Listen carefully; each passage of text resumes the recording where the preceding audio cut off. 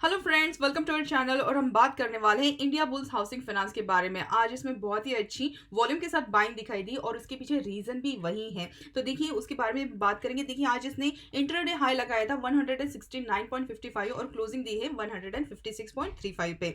Reason ये है कि इनके जो नॉन एग्जीक्यूटिव डायरेक्टर है समीर गहलोत, इन्होंने रिजाइन कर दिया है कंपनी से। अब यहाँ पे उन्होंने बोल दिया है कि इनकी जो पोजीशन थी नॉन एग्जीक्यूटिव डायरेक्टर से, इन्होंने यहाँ पे रिजाइन कर दिया है। इनके पास जो 11.9% के स्टेक थे वो भी सेल कर दिए, लेकिन अभी भी उनके पास 9.71% के स्टेक अभी भी हैं।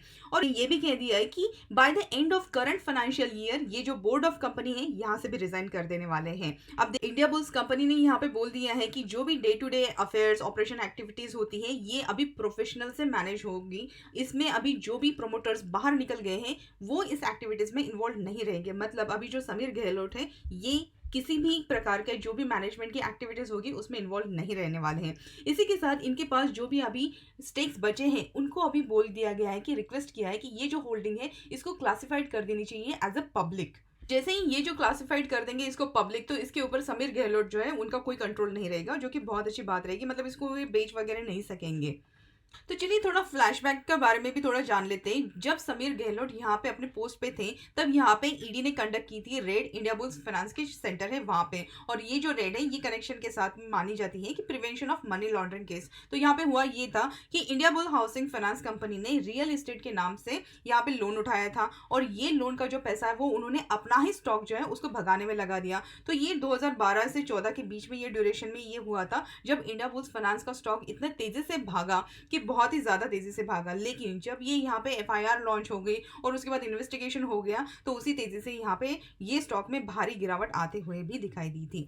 अब के ये जो केस है यहाँ पे तो इंडिया बुल्स हाउसिंग कंपनी है उन्होंने बोल दिया ये पुरानी केस है और हाई कोर्ट ने ये जो ईडी का जो रेड हुआ है इसके इन्वेस्टिगेशन भी अभी स्टे लगा दिया है और उन्होंने कह दिया है कि कंपनी के अगेंस्ट कोई भी एक्शन नहीं होने वाली। तो ये तो बात हो गई, मतलब ये बात क्लियर हो चुकी है। और इसी के साथ जो समीर गहलोत थे उन्होंने भी रिजाइन कर दिया है। तो दोनों पॉजिटिव न्यूज है यहाँ पे शेयर के लिए। अब उसी के साथ और भी एक न्यूज के बारे में बात करते हैं, राकेश झुनझुनवाला। तो 22 जुलाई 2021 की बात है जब इन्होंने यहाँ पे आईबी हाउसिंग में अपने पोर्टफोलियो में इसके जो स्टेक्स थे इसमें इन्वेस्ट किया था और ये जो इन्वेस्टमेंट है इसकी वर्थ है 278 करोड़। मतलब यहाँ पे 2.17% का स्टेक जो है वो राकेश झुनझुनवाला इनके पोर्टफोलियो में है।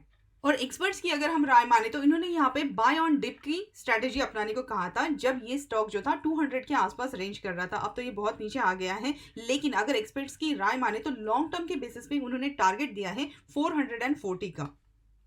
तो चलिए इसके फाइनेंशियल्स भी देख लेते हैं 2018 से लेकर 2021 तक। अगर सभी हम यहाँ पे देखते हैं तो total revenue, EBITDA, net income और ईपीएस सब कुछ यहाँ पे भारी गिरावट के चलते हुए सब कुछ यहाँ पे डिक्रीज हुआ है। और उसके लिए रीजन भी यही है कि यहाँ पे बहुत सारी चीज़ें इन्वॉल्व थी। जो प्रमोटर थे वो उनके अगेंस्ट यहाँ पे केस लगाई गई थी और स्टॉक जो है कंटिन्यूसली गिरावट ही यहाँ पे दिखाई दे रहा था। अब शेयर होल्डिंग पैटर्न में अगर हम देखें तो 9.72% प्रमोटर की हिस्सेदारी है, म्यूचुअल फंड 4.29 है, यहाँ पे डीआई 9.91% की हिस्सेदारी लेकर चल रहा है, एफआईआई 29.07 और रिटेल इन्वेस्टर है 47.01% की हिस्सेदारी लेकर चल रहे हैं। अब अगर हम यहाँ पे स्ट्रेंथ की बात करें तो यहाँ पे नेट प्रॉफिट और नेट मार्जिन जो है क्वार्टर ऑन क्वार्टर बेसिस पे बढ़ी है। प्रॉफिट लास्ट 3 क्वार्टर से दिखा रहे हैं, जीरो प्रमोटर प्लेज है यहाँ पे कंपनी का और एफआईआई और एफसीआई ने इंस्टीट्यूशन ने यहाँ पे अपना शेयर होल्डिंग जो है वो बढ़ाया है। वीकनेसेस अगर हम देखेंगे तो बहुत लंबी लिस्ट है वीकनेसेस की।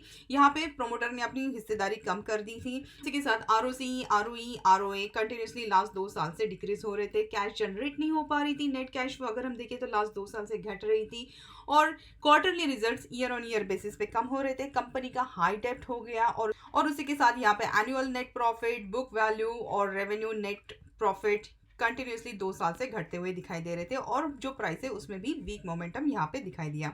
रिटर्न रेशियोज की बात करें तो यहाँ पे आरओई 7.44, आरओसी 16.42 और रिटर्न ऑन असेट्स 1.28 पिछले साल के कंपैरिजन में घटते हुए दिखाई दिए हैं।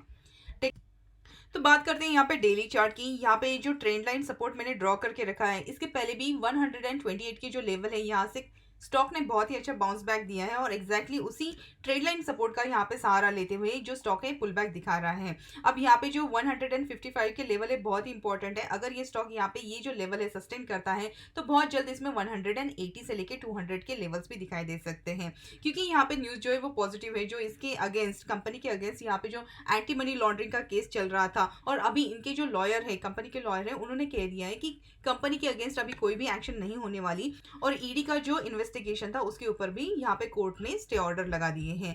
तो आई होप इस वीडियो में जो भी इन्फॉर्मेशन हमने शेयर की आपके लिए हेल्पफुल जरूर रही होगी और ऐसे ही अपडेट के लिए हमारे चैनल को सब्सक्राइब करके बेल आइकन दबाना मत भूलिएगा और हमें कमेंट सेक्शन में बताइए आपको क्या लगता है इस स्टॉक के बारे में और मिलते हैं हमारे अगले वीडियो में। Thank you so much.